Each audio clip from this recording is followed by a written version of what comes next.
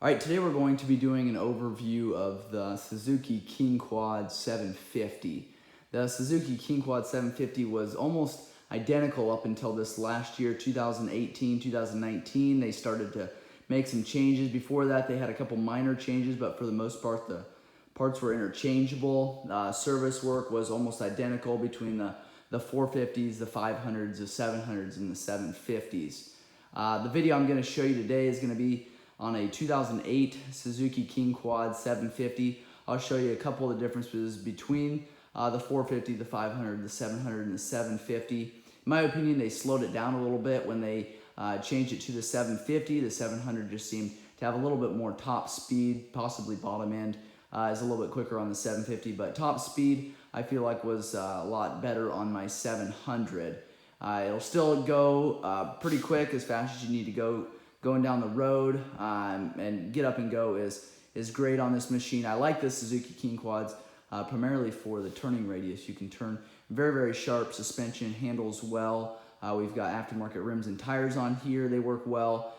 Just a good running four-wheeler. I'll show you a couple common problems as well. Hard starting is one of those, and I'll go over that here in a little bit. First thing, I want to ask you guys what your opinion is for an oil change. What brands, what weights of oil you like to use. So go ahead and leave those in the comments below. This is my lineup here. I like the Castrol, the semi-synthetic 1040 oil. Sometimes I'll use a 2050, but it's just in the winter, it gets cold here. And so I like to use that 1040, especially when it's getting colder. Semi-synthetic has some of the additives that will prolong your transmission and engine, but not as slippery as some of the full synthetic oils is. The Gear Saver, that Bel-Ray oil there, I like to use in the front end. And then on the back end, I just like to use the Kawasaki Gear Wet Brake Oil. And the reason why you do that, and I'll show you when we get back to the back end of this four-wheeler, but you need the wet gear brake oil in the back end because of the brakes being enclosed in that rear gear case. Spark plug is the NGK. Sometimes I'll use a CR6E, just a little bit hotter plug. I'll tell you why in the video why we do that. Kind of goes along with the hard starting problem. And then for an oil filter there, K&N makes a good one, high flow. I've always been a fan of for these these King Quads. Just works well, but about any brand will do on the oil filter.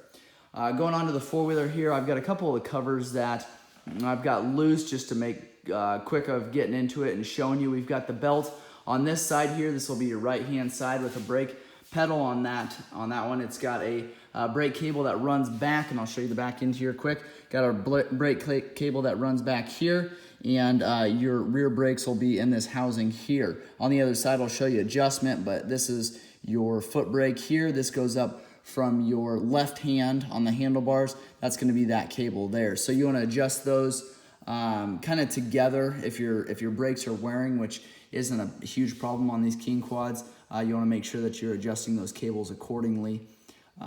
Going back up here to your footwell, you've got just these screws here with a rubber plug on the back, and these become a bit of a challenge when you are pulling these off after several years. They tend to get rusty on this side or beat up and scratched, filled with dirt, and so when you start spinning these screws off on these wheel wells here, a lot of times those rubber dampers will stick, and you'll end up just spinning those rubber dampers at the same time you're turning your screw. Underneath this cover here is your spark plug. To pull these plugs off here, grab a flat screwdriver, stick it in between the actual plug itself, and then there's kind of a casing around that plug. I'll pull one of these completely out, but like I said, I've already loosened up just to make this a little bit quicker, but you can see there when you push it together, it widens this area here, and will allow that plug to expand to hold these covers on. We've got a lot of those on this Suzuki, on the newer Suzuki King Quads, about 2014 on. They've got kind of a screw type, same similar plug, but it's a screw type. Phillips screw works a little bit better, but again, when it gets dirt and debris in there, sometimes you'll just round those Phillips off. We've got our throttle body here, right above the cylinder. You want to make sure that there's no debris getting built up around here. And there's some adjustments that you can make. They don't suggest doing that. So I think actually they put a marker on there for warranty work so that they know that these weren't messed with. Typically, if your four-wheeler is hard starting, this is not going to be the place that you're having issues with. So don't automatically jump to your throttle body and start adjusting screws and stuff. If your four-wheeler ran great before it got cold or before you change altitudes, adjusting the screw isn't going to change anything. The most common problem on these Suzuki King Quads in the 700s and the 750s all kind of had the same problem, was a lot of times there'd be buildup in your cylinder head. So if your four-wheeler, if it's cold out and your four-wheeler's having a hard time starting or it won't start at all, what is going on in about 95% of these, this will happen at some point, is you're getting too much carbon buildup on your valves here inside your cylinder dome on the head, and it's causing those valves to be held open, and so your compression is very, very low on these machines. So what you got to do then is pull that head off of there, and we'll do a video at some point of us doing that.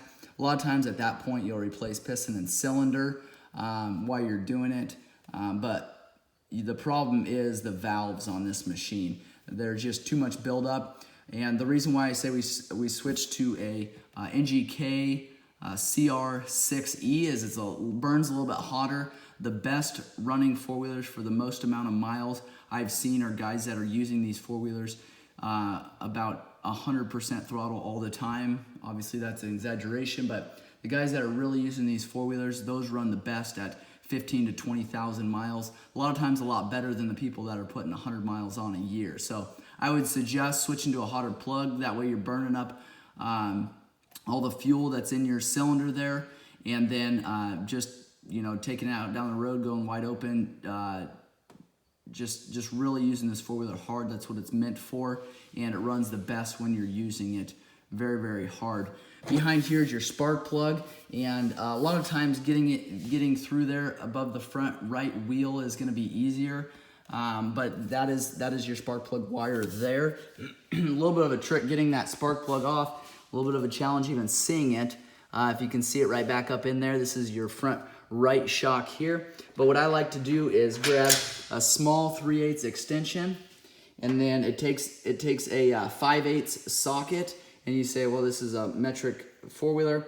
Yes, but the 5/8 socket works well. It's a thin wall. I use a 12-point. It's a thin wall socket, so it slides down in there well. If you use a longer extension than this, you're going to hit your steering stem. You're not going to be able to get that socket down in there. So I put these two on there. Then what I do, I'll loosen it up with a socket, and then what I do is put my swivel on there. Just kind of gives me a little bit better grip, and then I start turning that spark plug out at that point. Then what you have to do then is grab a magnet and stick it down in there and pull that spark plug out, and then you can replace it just by carefully dropping the new spark plug down in that hole there. Same process. These two, combination of these two, and nothing longer for an extension. You can drop these down in there and then tighten it up. There are a lot of threads on that spark plug, so you feel like you're not doing anything for quite a while. You are tightening that up. It takes a while to get snug. Front differential is here. Your fill plug and your check plug is here. So this takes a 10 millimeters hex for your fill plug here. A 10 millimeter bolt there is your check bolt, and then underneath there, we didn't pull the skid plate off for this video, but underneath here is a 21 millimeter bolt. So go ahead and pull. There's 4 10 millimeter screws here. You can see 4 of these 10 millimeter bolts will pull this plastic skid plate off. Then you'll be able to get to your 21 millimeter plug. Drain your plug, or drain your oil there. This is going to be a thick oil, so I suggest pulling these 2 caps. Will help it drain a little bit quicker. When your oil is drained, put that bottom plug back in, and then use either a hose or a special funnel to fill this oil. When that oil starts to come out your fill bolt hole there, you can put your fill bolt hole in, and that's 10 millimeter, and then go ahead and put your plug on. That's where you need to be for full. So radiator here, we've got a reservoir here, a separate overflow reservoir here. Just make sure your coolant is between these lines. and just kind of uses, it's an overflow. If your radiator gets hot, builds up pressure, it'll spit some coolant into here. If your radiator gets low, it'll suck some coolant out of here. So front headlights there. Up top here is a little cover. You can pull on that there, and underneath there is going to be your radiator cap. Make sure your coolant is topped off. We've got a Suzuki bumper here. I like this bumper. We got a Moose bumper here. Works well, looks sharp. The only thing I don't like is when you have your winch on here, it'll wear this like crazy, and at some point that'll be worn completely through. So we either have to get some sort of a mount that'll pull this roller system out, or we're gonna end up having issues here. I've seen some guys just cut it here. You are braced on either side of this, so you could potentially do that. But if you're really utilizing this bumper to its full potential, you don't wanna cut anywhere on this bumper to minimize the strength there. Front wheels are going to be a disc brake system, and we've got a CV shaft here, and boots you want to inspect regularly if they've got any sort of rip or a tear at all, and I'll show you a separate video on replacing those. But if you have any sort of a wear at all or a rip in those boots, if you don't get those replaced immediately, you'll end up replacing that drive shaft. So let me know if you need those drive shafts. I do sell those new and used. So be careful which ones you get. There's a lot of companies out there that'll sell a cheap CV shaft. What you don't want to risk is these splines in here on this shaft. If you go with a cheap drive shaft, a lot of times these will wear. You've got an expensive housing here, this front differential, and if these gears are not tight, they're not built with quality, then you're going to destroy your front differential gear inside here. So saving $50 or $100 on a CV shaft may end up costing you $1,200 on a front differential. So keep that in mind. We've got adjustable shocks here. We've got a spanner wrench that a lot of dealerships will carry, but you can also just use channel locks very carefully. I like to take the weight off this front wheel here. You can see it's in the tightest setting here, and that's if we've got a sprayer on front. If we use a winch and a snow blade like we do, you like to tighten these up to get as much suspension up front as you can, or the stiffest suspension that you can. This is not a power steering model. This is a 2008, before they came out with power steering on the King Quad 750. So you can see inside here would look a little bit differently on the steering stem, a lot shorter steering stem. Just looks a little bit different. So VIN number on these models are gonna be left-hand wheel here, right above that, right on the frame, it's engraved. So if you're looking for the VIN number, if you're looking for the year, check the 10th digit. So count 10 digits. This one is, this is 2009. So 10th digit is a 9 on this model, on this machine here, so that's a 2009. So winch mounts up down here. We've got a broken bolt, so that's gonna get replaced here while we're servicing it. Make sure your radiator is completely cleaned out. I like to test these fans. You can do that a couple different ways. Check my videos on that. We'll do a demonstration of testing these fans, or if you're out riding your four-wheeler and it overheats, first thing I would do is check that fan, check that radiator, make sure it's cleaned out, make sure it's in good condition. So replacing the bulbs on these machines, you've got a rubber cap here. Just go ahead, pull that rubber cap, and underneath there is your bulb. There's another rubber cap here. Go ahead and pull that off, and you can replace your bulb very easily on there. So again, let me know if you need those bulbs.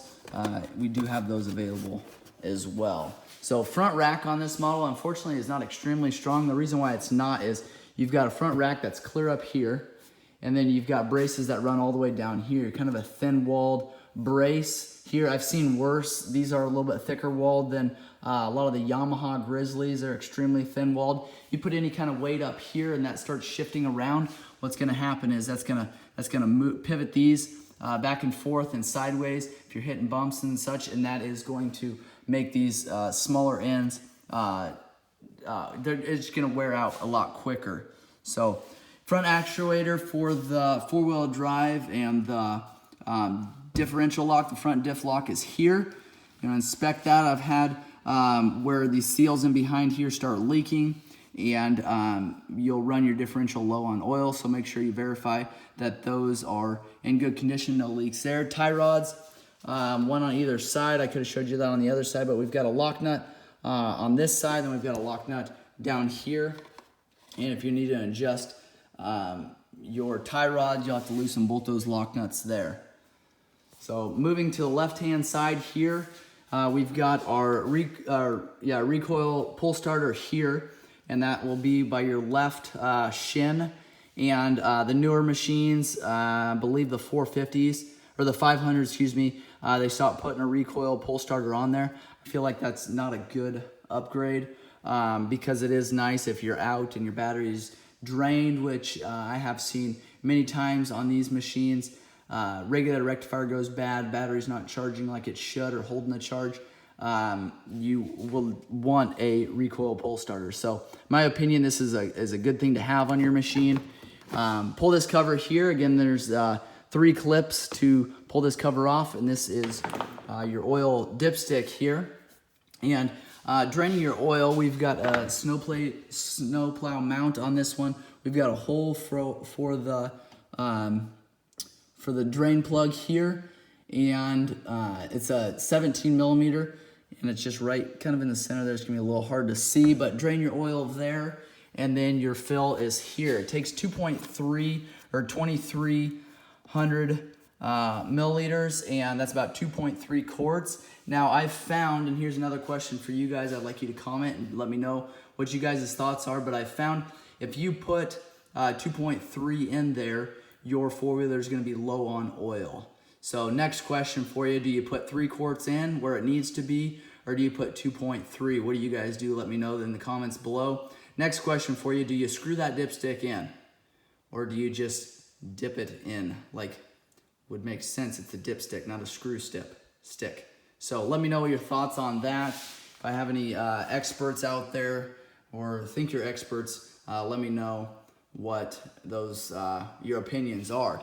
Gear shifter comes down here, so we've got a linkage here. Sometimes you'll find that you need to pull this cover off and adjust this shaft here. So that is where you would, just like a tie rod there, it's a linkage that you would loosen this 10 millimeter lock nut here. Same thing on the other side of this gear shifter, and you can adjust that. It's going to turn both of the ends here to adjust where where needed. So we've got our high and our low, or we've got our gear shifter here. We've got a high, low, neutral, and reverse. And if you're pulling any sort of a load at all, obviously have that in the low position. If you don't, you will destroy belts and clutches fairly quickly. So just a note there, if you're pulling anything at all, put it in low gear. So going on to, oh, I forgot, oil filter is gonna be on the front of your engine, right in front of, or I guess, yeah, right behind this front left tire. I like to pull this clip down here, and then I take and I'll actually bend this up, set it on the tire, but your oil filter is there.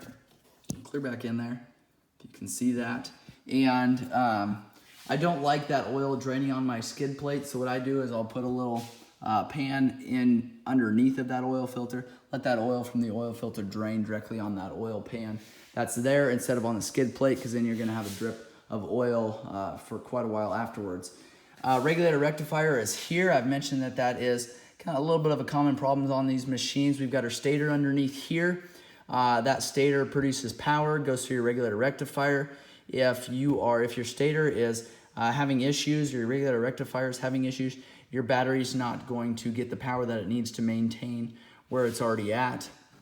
Sometimes even charge a little bit. So regulator rectifier is a common problem. You want to make sure that your battery is charging over 14 volts. If you give your four-wheeler some throttle, some RPM, that regulator rectifier should be allowing enough power to bounce your battery up past 14 volts. So double check that, make sure that regulator rectifier is working. That's the cheapest and easiest place to start there, is that regulator rectifier. There's just a couple stats for you. Tire pressure on the tires there. We've got front is going to be 5.1 PSI, rear is going to be 4.4, and the tire size is there. Again, we have aftermarket rims and tires, so we've got a little bit bigger tires on here. That would be stock though, what they have there. We've got a storage box in the back here. This is not a sealed storage box, so keep that in mind. I like to, just a rubber strap holding this on, pop that off there. I like to keep my trailer ball there and a crescent wrench to put that ball on there. I just go ahead and put that back in there. That way if I'm needing to pull a trailer or a drag or anything, I can just throw that ball on. CV shabs in the back, just like the front there. You can see there that we've got a rip, and that is something that we just caught the other day. So I'll be doing a separate video on how to replace that that boot there on that drive shaft. Just ripped. I know exactly when it happened after thinking about it, so I know that there is no more than a mile on this drive shaft after I ripped that boot there, so we'll need to replace that. The shocks, same as the front. You can adjust these with a spanner wrench or with a crescent wrench. These we don't have as tight, just a little bit smoother ride, and because of not having the snow blade on the rear, we can have these a little bit looser.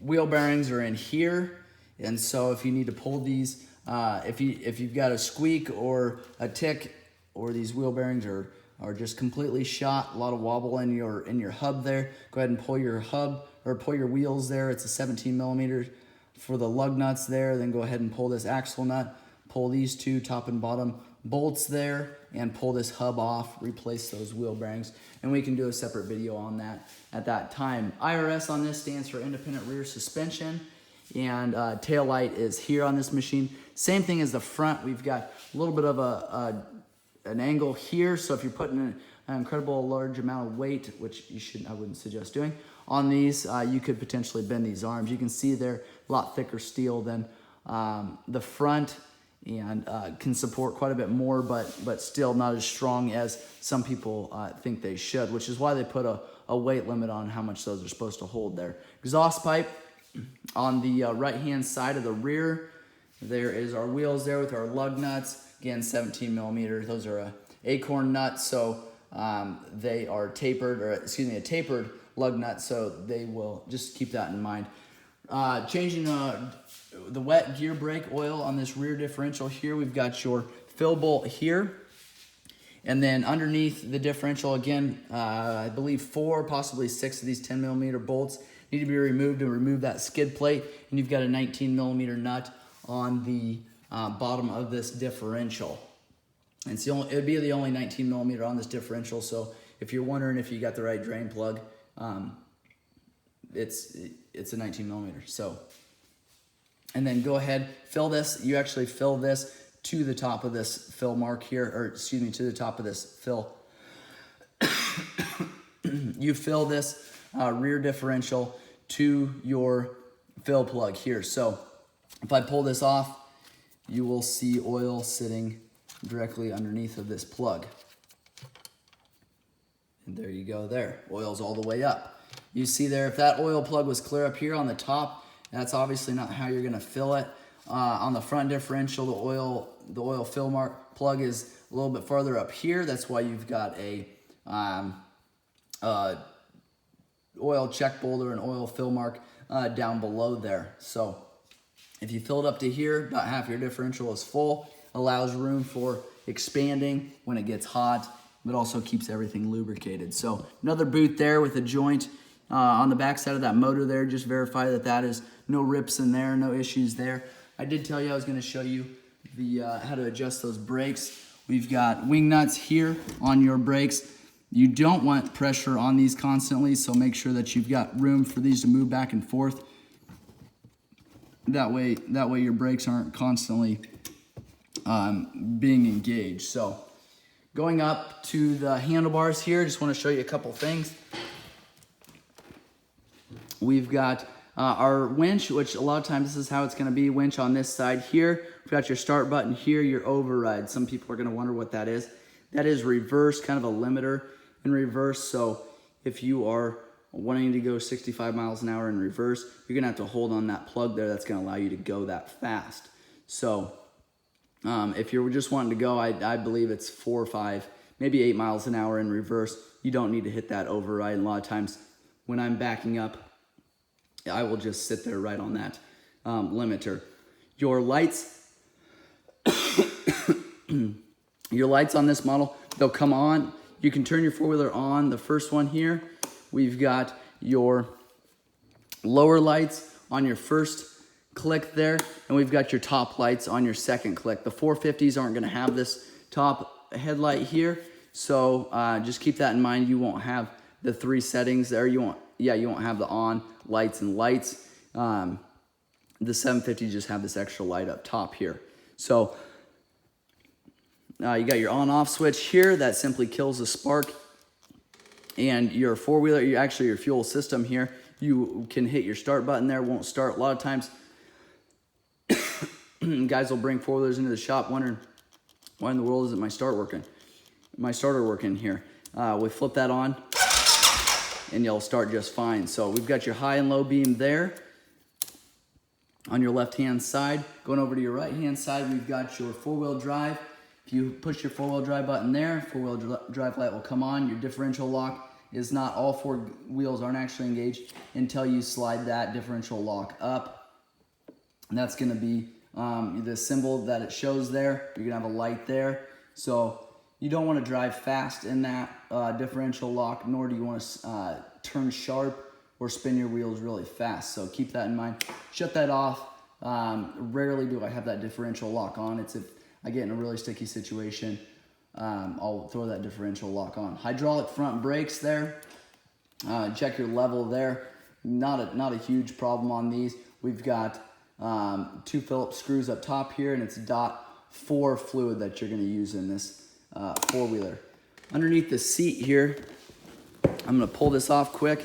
There's a latch in the back there you can't see because of my back seat that I've put on there. But fuel tank is going to be on the left-hand side, kind of to the rear of the seat. We've got your CDI box there. Fuses are underneath here. A lot of times they'll put the winch solenoid in the back here. Sometimes they'll put it in that back storage box. Got your starter solenoid here. We've got a test plug here, and I can show you in a separate video. I'll show you some diagnostics. It's a diagnostics plug for this model that is here. Again, starter relay, I can't remember if I said that or not. You got a 30 amp fuse on this starter relay found right underneath of this plastic cap here. And that fuse, if there's an issue with the battery, too much power or something, it'll blow that fuse, also causing it not to start. You can see there we have an incredible amount of buildup on this battery. Same way with on this side. I've actually unplugged my winch because I was thinking maybe that was what was causing the buildup, but I think we've got other issues, and I'm going to dig into that. This is causing us to have some hard starting issues, just a battery drain, and causing issues. So we've got to do some cleanup on that corrosion there, possibly replace that battery. Air filters underneath here. You've got 2 of these plugs here. Kind of sits right. It does sit right in between your legs. Underneath this is a butterfly screw to pull that that air filter there. So dry storage is going to be by your right knee on that side, just about an 1/8 turn, and it's got a rubber seal to keep that dry storage dry. Just a kind of a small container there for cell phones, stuff like that. But you want to make sure that lid is on there properly before you're going through any sort of water.